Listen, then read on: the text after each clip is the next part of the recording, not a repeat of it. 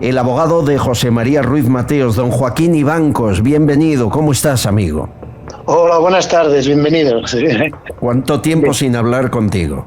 Sí, ya hace tiempo, ya sí. Me alegra saber que estás bien. Hace 10 años publicaste el libro Una familia ideal, donde contabas parte de lo que tú viviste en la familia Ruiz Mateos. Han pasado 40 años. Si algo ocurrió, yo creo que todo ya ha prescrito, ¿verdad?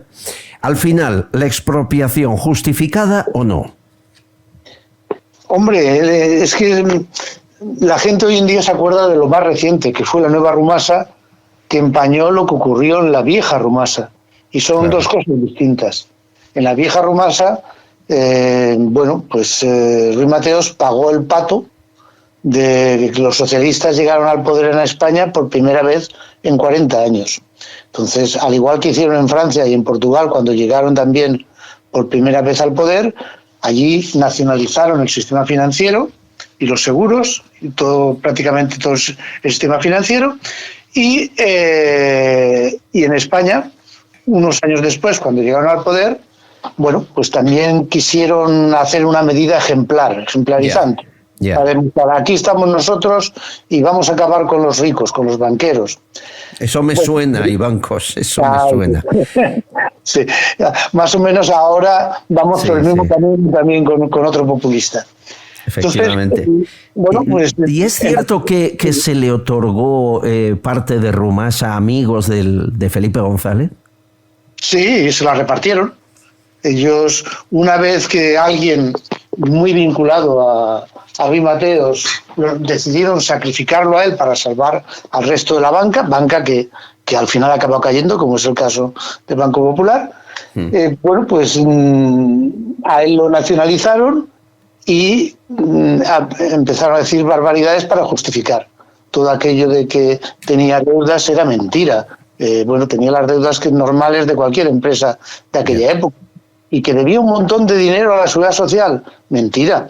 El 80% de la deuda que tenía Rumasa con la Seguridad Social era de Galerías Preciados. Galerías Preciados había comprado el año anterior. O sea que no era suya la deuda. No era deuda generada. Y él la iba sacando y lo hubiera acabado sacando.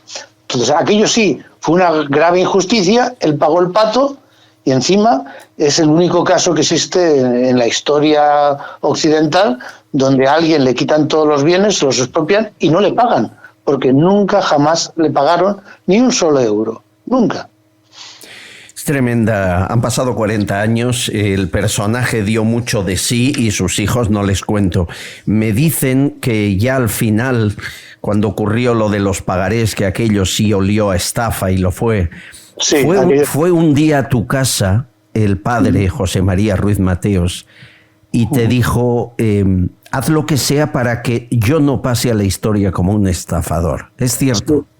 Es cierto, vino con su secretaria, con Isabel, y con su hija Begoña. Sí. Y lo grabaron, o sea que está allí. Entonces él fue muy claro, dice: Joaquín, tú sabes que yo estoy mal y que ya llevo retirado un tiempo. O sea, yo les entregué todo. Se metieron en esta aventura y ahora se están cargando lo que me tienen que pagar por la vieja Rumasa, que estaba en esos momentos en los tribunales pendientes de resolución. Se lo van a cargar todo con una aventura en que se han metido con lo de los pagarés. Y además las palabras textuales fueron así: por favor, no dejes que yo pase a la historia como un estafador. Por favor, mete a estos 6 hijos, además la palabra fue a estos 6 maricones en la cárcel. ¿A sus hijos? Sí, a sus hijos. O sea, le traicionaron y él creía que el dinero estaba y el dinero desapareció y nunca jamás se llevó a las compañías. Él ya tenía el Parkinson muy avanzado, tenía un poco de demencia senil y pues lo tenían para llevar a las comidas, contar sus batallitas, pero él ya no tenía la cabeza en su sitio, no la tenía. Entonces, él, pues sí, lo sacaban en la tele para los anuncios. Sí, me dio mucha pena esa época. Claro. Yo le tuvimos en la tele muchas veces. Ya era un señor con una edad que no regía y se aprovechaban para hacer del espectáculo en las cadenas. Y fue muy triste y yo lo pasé mal más de una vez.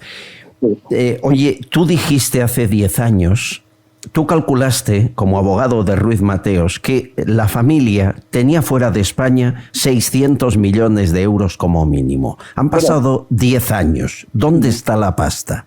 Bueno, vamos a ver. No es que yo intuyera que tenían. Vamos a ver. Es que sabía que estaba. Por ejemplo, de la vieja Rumasa se lograron salvar 7 compañías. O sea, de esas 700 quedaron 7 fuera de España. Durante 30, 40 años pues siguieron creciendo. Pues estaba el Hotel Everglades, los Vinos da Silva en Portugal, el Everglades estaba en Miami, en la mayor bodegas Colom, que era Grafiña, de Argentina, era de ellos. Tenían un banco en Alemania, el 50% y el otro 50% de BBV, que dice que luego había otra empresa en Holanda con más de 200 tiendas de bebidas, los mayores almacenes de bebidas del mundo en Ámsterdam, en el puerto de Ámsterdam. O sea que tenían 7 compañías que se fueron vendiendo en los últimos 5, 6 o 7 años, cuando él ya estaba mal. Los hijos empezaron a venderlas. Yo hice los contratos, o sea, quiero decir que lo hice, y yo calculo al precio, al cambio en euros, que fueron unos 250 millones de euros el producto de esa venta.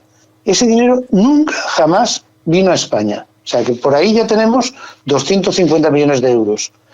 Luego, la operación de los pagarés fueron de unos 450, casi 500, junto con el Banquito B que había en Jerez, donde prestaban dinero en B y daban los intereses en B. Y eso llevaba 30 años funcionando, quiere decir que iba. Entonces, entre los 500 y los otros, unos 750, 800 millones estaban fuera. O sea, no es que deduzca... Dios mío. Dinero que presuntamente ha acabado en manos de sus hijos, que aunque han pisado todos la cárcel, les ha salido a cuenta, según... Sí. Si te quieres, te puedo dar una exclusiva en este momento. O sea, venga, nunca hemos hablado tú y yo sin que me des una exclusiva. Pues una exclusiva y la vas a tener. Tengo un cliente en mi etapa actual, porque a pesar a que voy a cumplir 69 pasado mañana, tengo que seguir trabajando. Pues, y tengo un cliente que, en fin, es joven, tal, empresario, y tiene un buen amigo que a su vez es muy buen amigo del hijo mayor de uno de los Ruiz Mateos. Uh-huh. Y la imprudencia de estos chavales, que siempre les leso, a la tercera copa, claro, sabía por mí que yo los conocía, sabía qué tal, y bueno, empezó a tirarles de la lengua, y a la tercera copa en un pub empezó a contarle: no, si nosotros no estamos arruinados, eso en la prensa y tal, y no sé cuántos, tenemos dinero. Y dice: ¿dónde lo tienes? Y dice: pues hombre, en Lynch Estate tenemos 350, aunque ahí da un poco interés, pero en Brasil tenemos 410. Y ahí están dando entre el 6 y el 8%. Vamos a ver, a una persona que lo único que tenía es un amigo en común y le cuenta dónde tienen el dinero. Dios mío de mi vida. Esto hace un año, ¿eh? Hace un año. Dios mío de mi vida. Bueno, esto es un no parar. Oye, aún me acuerdo el día que me contabas, ¿eran cajas de vino de Jerez, como sacabais la pasta en efectivo hacia Andorra? ¿Era así? Bueno, eso era el presidente de Dul, que ha fallecido. Exacto. El de Dul era una empresa que ganaba muchísimo dinero. Uh-huh. Entonces, bueno, pues el dinero... don José María se lo guardaba en la Ochita y él no se fiaba que aquí se lo volvieran a embargar y lo tenía normalmente en Suiza. En Suiza. Entonces, en efectivo, lo sacaba a través de Holanda todas las semanas, Jesús Solana, y se iba llevando en el coche, y él con la novia pues iban para allá y iban sacando todas las semanas. Cajas de vino era, ¿verdad? Unas cajas que imagino que serían de allí, del esto y tal, sí. para como motivo para pasar la frontera, de que vas a hacer algunos cambios o regalar o tal. Y una vez les pilló la Guardia Civil en la frontera, les confiscó creo que 12 millones de pesetas, no de euros, y nunca jamás le hizo, bueno, pero sacaron un montón, sí. Pero no, cuando el señor Ruiz Mateos lo sacaba, no era por sacar el dinero del país, era porque no lo tenía seguro. Pero luego cuando... Bueno, pero lo sacaba Suiza. Y una más que recuerdo, que tanto se ha hablado estos días de los ERE de Andalucía. Hombre, vosotros, los Ruiz Mateos, amañaron un ERE con los que ahora algunos están en prisión y otros se han ido de rositas del PSOE, ¿verdad? Sí. Juan Lanzas, el famoso Juan Lanzas. Sí, el conseguidor. El conseguidor era el que arregló creo que fueron 5 ERES. 2 para Dur, uno para las bodegas Zoilo Ruiz Mateos, otro para el Hotel Cervantes de Torremolinos y otro, no sé si creo que al final era para otra bodega de allí. En total hizo 5. Y efectivamente ellos tenían una tarifa que eran 100 millones de pesetas, que eran 600.000 euros, que había que entregar a cambio de que te dieran el ERE.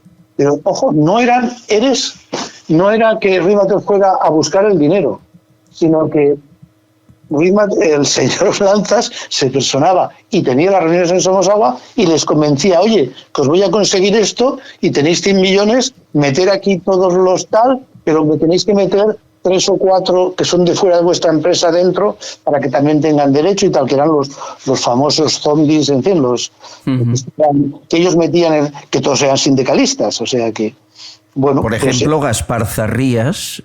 Gaspar Zarrías era con el que negociaban. Desde allí, desde Somosagua, Juan Lanzas, como Ruiz Mateos dudaba que aquello fuera verdad o tal, ya te voy a poner a mi jefe. Y le pasaba, y era Juan Lanzas, y era aquí de Gaspar Zarrías. Y a la primera salió bien, la segunda tal, y luego ya directamente Gaspar Zarrías hablaba, y el móvil de Gaspar Zarrías estaba en el móvil de José María. Sí, y lo cogía cada vez. Eso, y de él se llevaba una parte del dinero, lógicamente. Si se repartían 100 millones por 100 millones de pesos, o sea, 600.000 euros por cada ERE, hicieron 6, pues bueno, un montón de pasta. Fue condenado Gaspar Zarrías a 9 años, pero solo de inhabilitación. El dinero no lo ha devuelto. Bueno, Ricardo Rodríguez es empresario y economista. Seguro que tiene una pregunta para ti, Joaquín. Sí. Pues sí, yo estaba escuchando todo esto y de verdad, como la mejor novela negra que había escuchado en mucho tiempo. Pero lo que me ha parecido entender es que una cosa era Ruiz Mateos padre, más allá de todas las... todo lo que hubiera hecho, que no era nada más que lo que hacían el resto de empresarios en España en aquel momento, yo no creo que fuera diferente, y otra cosa eran los hijos, ¿no? Que los hijos realmente, además de hacerlo, eran sátrapas, eran gente con mala fe, ¿no?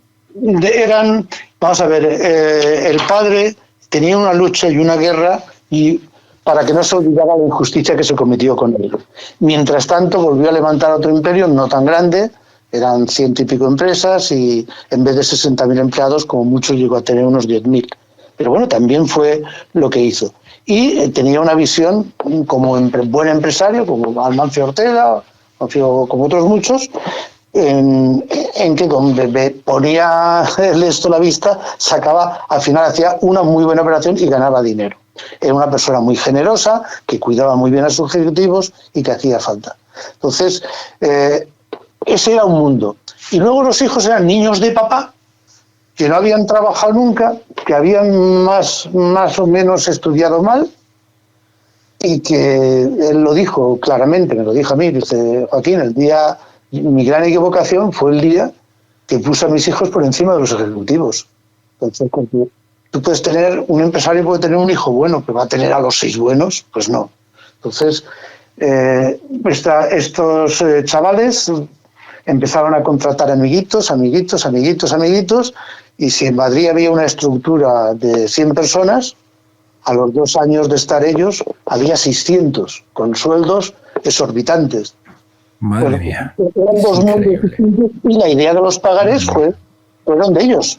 Y ellos, como vieron que habían tenido con los bancos, que ya el padre ya no estaba, ya los bancos ya ponían reticencias, estábamos también en plena crisis, desapareciendo muchas cajas de ahorros y tal, pues estaban restringiendo el crédito. Entonces ellos veían que aquello no iba y dijeron, pues vamos a llevarnos 600, 700 millones, 100 millones de euros por persona y nos retiramos. Es tremendo lo de los pagarés, hundió la vida y los ahorros de toda la vida a miles, más de... ¿Cuánta gente en total y bancos? Bueno, unos 3.000 y pico personas, 5.000 y 5.000, pero no olvidamos, es que engañaron, bueno, me engañaron a mí, me engañaron a otros ejecutivos, pero es que y a la cocinera de su casa, los 200 y pico mil euros que tenían ahorrados allí y que los estaban depositados allí, los pidieron que se volvieran en el mes de diciembre,